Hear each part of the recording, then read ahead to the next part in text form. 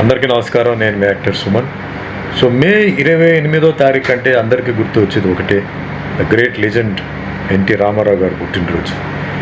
So నిన్న మన తెలంగాణ ముఖ్యమంత్రి గారు శ్రీ రేవంత్ రెడ్డి గారు ఆయన ఎలక్షన్ టైంలో మాట ఇచ్చారు, ఎన్టీఆర్ విగ్రహం అమీర్పేటలో పెడతారని చెప్పి. సో ఆ మాటని ఆయన కంప్లీట్ చేశారు. అండ్ ముఖ్యంగా జూబ్లీ హిల్స్ ఎమ్మెల్యే నవీన్ యాదవ్కి నేను ధన్యవాదాలు చెప్పాలి. ఎందుకంటే ఆయన కూడా ఆ టైంలో అది స్టాచ్యూ పెడతారని చెప్పి మొత్తానికి అద్భుతమైన ఒక స్టాచ్యూని పెట్టడం జరిగింది, విగ్రహాన్ని పెట్టడం జరిగింది.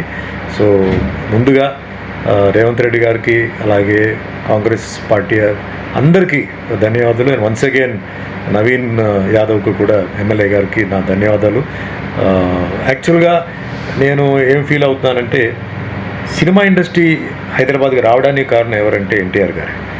సో ఇన్ని సంవత్సరాల నుంచి ఇండస్ట్రీ ఇక్కడ ఉంది, కానీ ఆయన పుట్టినరోజు సరిగ్గా జరిపించుకోవట్లేదని నా బాధపడుతున్నాను.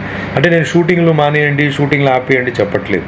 కనీసం సాయంకాలం 6 తర్వాత మేమంతా ఈరోజు ఇక్కడికి ఉన్నామంటే దేనివల్ల, ఎవరి వల్ల అని గుర్తుపెట్టుకొని, సాయంత్రం ఆయన విగ్రహాలు చాలా చోట్ల ఉన్నాయి, లేదంటే ఎక్కడైనా ఫంక్షన్లు పెట్టి ఆయన మేము మర్చిపోలేదు, ఆయన వల్ల మేము ఇంత పేరు వచ్చింది, ఇంత సంపాదించుకున్నాం, పేరు సంపాదించుకున్నాం, డబ్బు సంపాదించుకున్నాం అన్న కృతజ్ఞతలతో చేసుకుంటే బాగుండేది. బట్ నిజంగా హ్యాట్స్ ఆఫ్ అండి సీఎం రేవంత్ రెడ్డి గారు. దో కాంగ్రెస్ పార్టీ అయినా, అంటే తెలుగుదేశం పార్టీ రైవల్ పార్టీ అయినా ఆయన మాటను ఆయన నిలబెట్టుకున్నారు. అలాగే నవీన్ యాదవ్ కూడా నిలబెట్టుకున్నారు.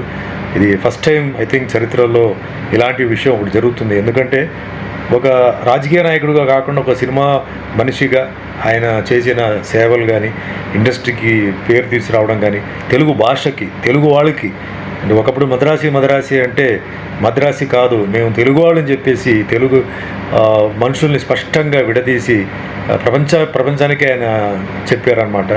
అలాంటి గొప్ప విషయాలు ఇంకా చెప్పుకొని పోతే చాలా ఉంది.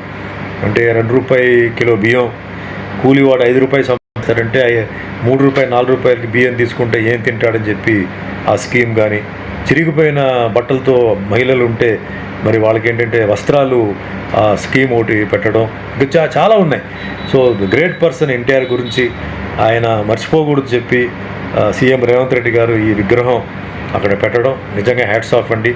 So all the best, good luck, thank you, bye.